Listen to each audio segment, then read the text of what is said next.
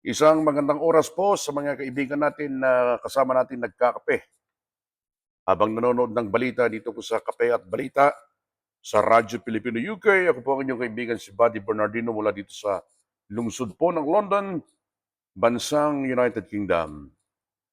Ay, sa darating po na ika-13 ng buwan ng Enero, January 13, araw po yan ng Lunes, sa darating na Lunes na po. Ito yung araw ng paglulunsad ng malakihang peace rally ng mga kapatid ho natin sa Iglesia ni Cristo. Ako po isang Katoliko ha, pero ako po ay nakikiisa dyan dahil sa magandang layunin ng peace rally ho na yan. Ang layunin po yan mga kaibigan, para mapagkasundo-sundo yung mga nag-aaway na leaders ng ating bansa. At tila baga nakukulangan sila dun sa pahayag ni Pangulong Marcos na itigil na yung impeachment laban kay VP Sara dahil walang magandang idudulot yan sa pangkalahatang kalagayan ng ating bansa, ekonomiya, peace and order, at lahat-lahat na po. Pero minsan lang ho kasi nagbanggit si Pangulong Marcos ng ganun eh. Hindi na ho niya inulit. Hindi na ho niya binigyang diin doon sa mga uh, kongresista na atat magsampa ng impeachment at atat patalsikin sa pwesto si VP Sara. Hindi na niya inulit eh.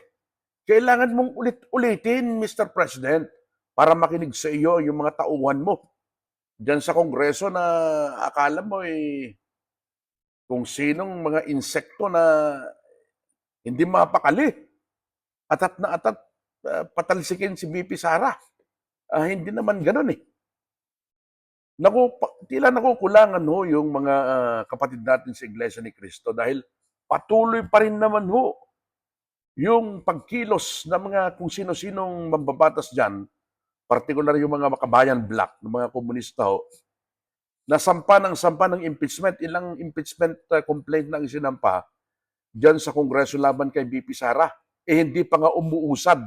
Oh, ang magandang balita dito mga kaibigan, parang may nauulinigan ho tayo na tila baga natyope. Alam nyo kung ano yung natyope? Parang Tagalog slang yan eh. Parang nabahag ang buntot ng mga kongresistang atat na maghain ng impeachment complaint laban kay VP Sara dahil po naman sa peace rally na ito na ilulunsad po ng Iglesia ni Cristo sa darating na Lunes. Aba sinong hindi matityope dyan? Ilan ba ang mga botante ng Iglesia ni Cristo? Malakihan ho yan. Kung identified ka na ikaw ang isa sa gustong patalsikin ng BP, siyempre kapag nagkain ka ng impeachment complaint kasi mga kaibigan, divisive ho yan eh. Maghahati-hati ho ang papaboran, papanigan ng mamamayang Pilipino dahil hindi natin may kakailan, napakadami pa rin ng supporters ng mga Duterte, lalo na kay dating Presidente Duterte, si VP Sara, matindi ho ang supporters ng mga yan. Kaya divisive ho yung impeachment complaint ho na yan eh. Kaya gusto ng Iglesia ni Cristo, pamunuan ng Iglesia ni Cristo, na magkaroon po ng kapayapaan sa pagitan ng mga leaders down to the bottom, mga kaibigan. Dahil nga ho sa divisive yung impeachment complaint na yan, sunod-sunod pa. May plano bang maghain ng pang-apat? Hindi pa nga umuusad yung tatlo. Kaya kung meron din lamang po kayong pagkakataon, makiisa tayo dahil para po sa kapakanan ng bayan, ito pong peace rally na ilulunsad po ng Iglesia ni Cristo. Kaya balikan ho natin yung sinabi kong natyope, nahintakutan yung mga kongresista. Kaya yung sinasabi nilang majority ng mga congressman ang susuporta ho dyan po sa impeachment complaint, dyan sa na nakabinbin pa rin dyan sa Kamara, baka magbago ho ang isip dahil nahintakutan sila dito sa rally ng iglesia eh. Kung identified ka dyan sa distrito mo, ang daming botanteng iglesia dyan, ikaw yung nanggugulo sa bansa ha. sa Kongreso. Ay siyempre, hindi ka na iboboto niyan. Natyope. Natyope yung mga congressman na nagmamagalingo. Ilang impeachment complaint ang inihain, particular yung mga makabayan. Ako po, akala nila man ganun kadali. Akala naman nila meron pang sapat na oras yung Kongreso para dinggin yan. O kaya umusad yung mga impeachment complaint na yan. Hindi pa nga umusad yung una eh. Tapos dadagdagan nyo pa.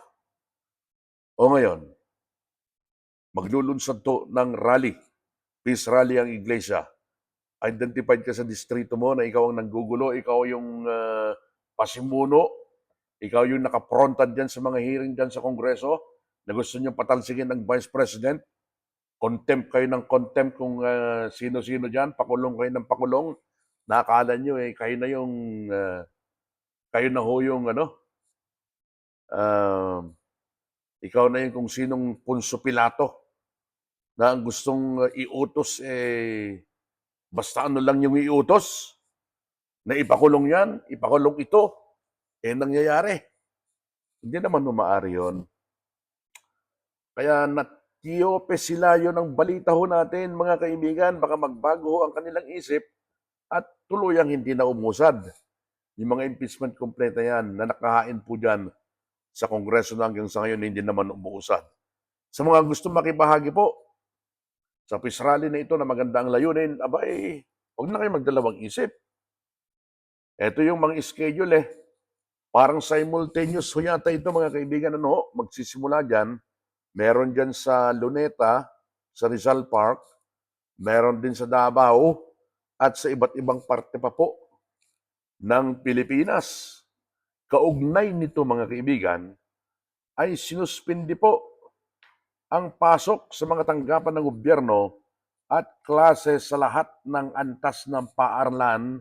Diyan po naman sa lungsod ng Maynila at ng Pasay sa Enero at 13. Ito ay dahil po naman sa ilulunsad na peace rally ng Iglesia ni Cristo o INC. Base po dun sa Memorandum Circular 76 na inilabas po ng palasyo, wala ring pasok sa lahat ng antas ng paaralan, maging pribado at pampubliko, at ipinauubay naman ng Malacanang sa pribadong kumpanya ang pagpapasya kung magsususpindi sila ng trabaho. Ibig sabihin pati palasyo ng Malacanang ay nahintakutan dito sa rally na ito ng iglesia. Kinikilala ho niya itong rally ng iglesia, kinikilala nila. Dahil sila mismo ang nag-utos ng walang pasok sa araw na yan ng Lunes. Mga kaibigan nag-utos ng memorandum ang palasyo ng Malacanang. Nilagdan ni E.S. Lucas Bersamin ang memorandum kahapon o noong Enero 10, 2025. Ikakasa po ng INC ang pambansang rally para sa kapayapaan. Diyan po naman sa Quirino Grandstand sa Maynila. At marami din ho dyan ang maglulunsad ng katulad na rally dyan sa Davao at sa iba't ibang bahagi pa po ng Pilipinas. Akalaan yung sabi nila baka aabutin po ng milyon ang dadalo sa rally na yan dyan sa Quirino Grandstand.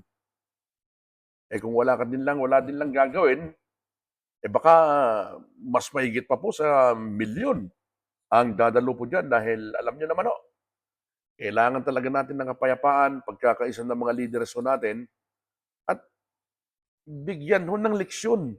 Yung mga masyadong mainit ang ulo ng mga kongresista na patawag ng mga investigasyon.